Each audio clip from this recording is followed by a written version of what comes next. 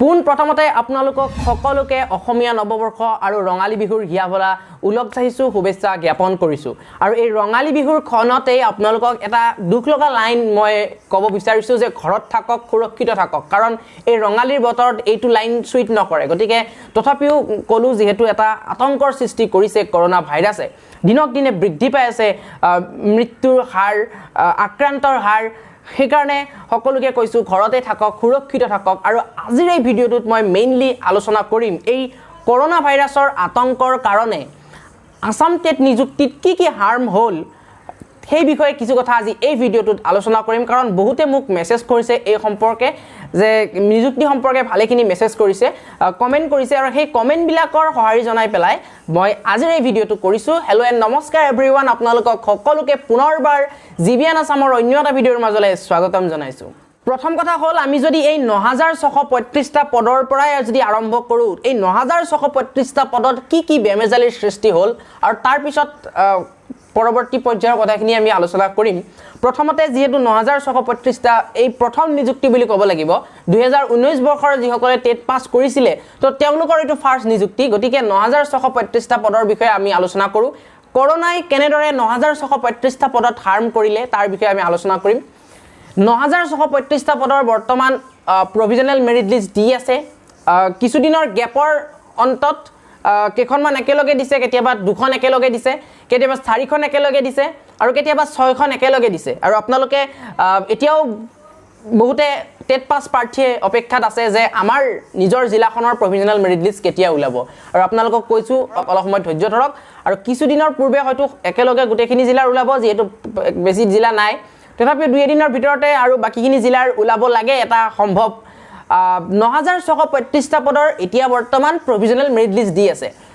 আপোনালোকক এটা কথা ক'ব বিচাৰিছো আপোনালোকেও নিশ্চয় এইটো কথা উপলব্ধি কৰিব বিচাৰিছে এইটো ভিডিঅ'ত কোনো ধৰণৰ ইনফৰমেশ্যন নাই মই জাষ্ট আপোনালোকৰ লগত এটা আলোচনা কৰিব বিচাৰিছো গতিকে ভিডিঅ'টো এবাৰ লাইক কৰিব আৰু ভিডিঅ'টো শ্বেয়াৰ কৰিব প্ৰভিজনেল মেৰিট লিষ্ট বৰ্তমান দি আছে ৯৬৩৫টা পদৰ বাবে যিসকলে টেট পাছ কৰিছিলে মেৰিট বেচিছত দি আছে এতিয়া কথা হ'ল কেইখনমান জিলাৰ প্ৰভিজনেল মেৰিট লিষ্ট ওলালে কেইখনমানৰ ওলোৱা নাই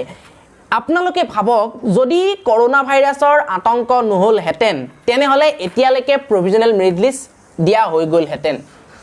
তাৰ পিছত উইডেল যিসকলৰ আহিছে উইডেল দহাখিনিৰ কি দিছে নটিচ ৰিগাৰ্ডিং গ্ৰেভিয়েন্সেছত কি দিছে যে তেওঁলোকৰ উইডেল দহাখিনিৰ ৰিভেৰিফাই কৰা হ'ব তেওঁলোকৰ অৰিজিনেল ডকুমেণ্টখিনি যদি কৰোনাৰ আতংক নহ'লেহেঁতেন তেনেহ'লে এই উইডেল দহাখিনিৰো এটা উচিত ব্যৱস্থা হ'লহেঁতেন আৰু ইয়াৰ মাজতে উইডেল দহাখিনিক মই এটা কথা জনাব বিচাৰিছোঁ মোৰ ফেচবুক পেজ মানস প্ৰতিম এছামত নতুনকৈ খোলা ভিডিঅ'ৰ ডেছক্ৰিপশ্যনত লিংক আছে তাতে মোক বহুতে কমেণ্ট কৰিছে যে উইডেল দহাখিনিৰ কেঞ্চেল হ'ব পাৰে নেকি তো আপোনালোকক এটা মই কথা ক'ব বিচাৰিছোঁ এটা সামগ্ৰিকভাৱে কৈছোঁ মই আপোনালোকক যিহেতু এটা কমন কমেণ্ট হয় যে উইডেল দহাখিনিৰ ৰিভেৰিফিকেশ্যন কৰা হ'ব এতিয়া কেতিয়া হয় সেইটো পিছৰ কথা কাৰণ কোনেও ক'ব নোৱাৰে ডেট টাইম এণ্ড ভেনিউ দিম বুলিহে কৈছে কিন্তু কেতিয়া দিব এতিয়ালৈকে আমি কোনেও গম পোৱা নাই যিহেতু আতংক চলিয়ে আছে তো যদি যিসকলৰ উইডেল হোৱাখিনিৰ ৰিভেৰিফাই কৰা হয় অৰিজিনেল ডকুমেণ্টখিনি যদি তেওঁলোকে যি ৰিকুইজাইট ডকুমেণ্ট তেওঁলোকক বিচাৰিছে সেইখিনি যদি ভালভাৱে তেওঁলোকে উপস্থাপন কৰিব পাৰে তো তেতিয়া তেওঁলোকৰ হয়তো কেঞ্চেল নহয় আৰু যদি তেওঁলোকে উপস্থাপন কৰাত কিবা বেমেজালি হয় কেঞ্চেল হ'ব পাৰে তথাপিও মই ভাবোঁ কাৰো কেঞ্চেল নহয় এইটোৱে জনাইছোঁ তো উইডেল দহাখিনিৰ এটা উচিত বিচাৰ এটা হ'লহেঁতেন যদি কৰোনাৰ আতংক নহ'লেহেঁতেন কাৰণ চাওক নটিচ ৰিগাৰ্ডিং গ্ৰেভিয়েন্সেছত কি আছিলে যে দুদিনৰ মূৰে তাৰমানে এখন যিকোনো এখন লিষ্ট ওলোৱাৰ প্ৰভিজনেল মেৰিট লিষ্ট বা চিলেক্ট লিষ্ট ওলোৱাৰ দুদিনৰ মূৰে তেওঁলোকে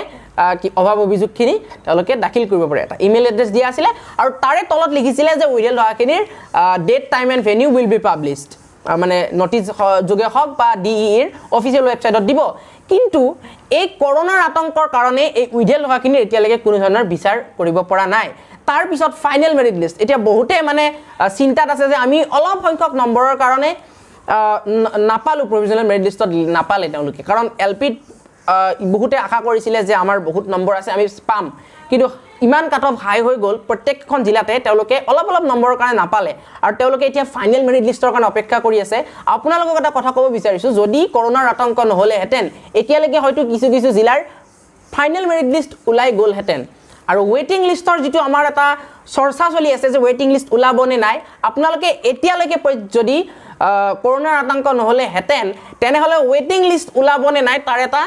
মানে তাৰ যেটো ফেছলা এটো ক্লিয়াৰ হৈ গ'ল হেতেন তাৰ পিছত 6000 পদৰ নিযুক্তি হোৱাৰ কথা আছিল এই কৰোনাৰ কাৰণে 9635টা পদৰেই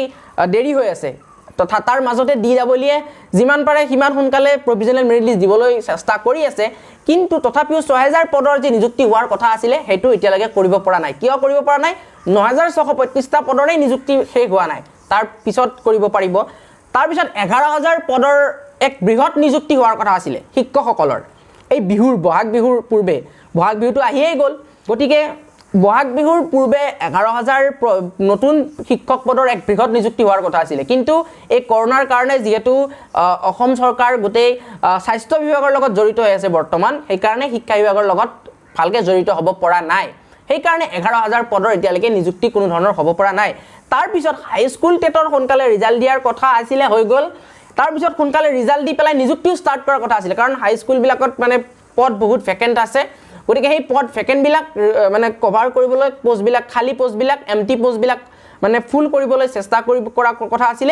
আৰু হিমন্ত বিশ্ব শৰ্মাদেৱে শিক্ষা মন্ত্ৰী তেখেতে সদনত জনাইছিল যিদিনা জনাইছিল তাৰ 45 দিনৰ পিছত বা 45 দিনৰ মাজত হাই স্কুল টেটৰ নিযুক্তি হোৱাৰ কথা আছিল পিছত হায়াৰ সেকেন্ডাৰী টেট অনুষ্ঠিত কৰাৰ কথা আছিল কিন্তু এই সকলোবিলাক ষ্টপ হৈ গ'ল only because of corona virus গতিকে আপোনালোকক এইখিনিয়ে জনাবলৈ চেষ্টা কৰিলো যে কি corona ভাইৰাছৰ আতংকৰ ফলত আপোনাৰ কি নিযুক্তিৰ ক্ষেত্ৰত কি বাধা আহিলে সেইখিনি আপোনালোকক এই ভিডিওটোৰ জৰিয়তে জনাবলৈ চেষ্টা কৰিলো এই বিহুৰ বতৰত গতিকে ভিডিওটো আপোনালোকে চাব আৰু শেয়াৰ কৰিব যিমান পাৰে সিমান সকলোকে হেপী বিহু জনাইছো আকৌ এবাৰ সুৰক্ষিত থাকক ঘৰতে থাকক be safe beware আৰু stay at home আপোনালোকক জনাইছো যদি ভিডিওটো ভাল পাইছে সকলোৱে শেয়াৰ কৰি দিব আৰু চেনেলটো সাবস্ক্ৰাইব কৰিবলৈ একদমেই নাপাহৰিব আজিলৈ ইমানেই ধন্যবাদ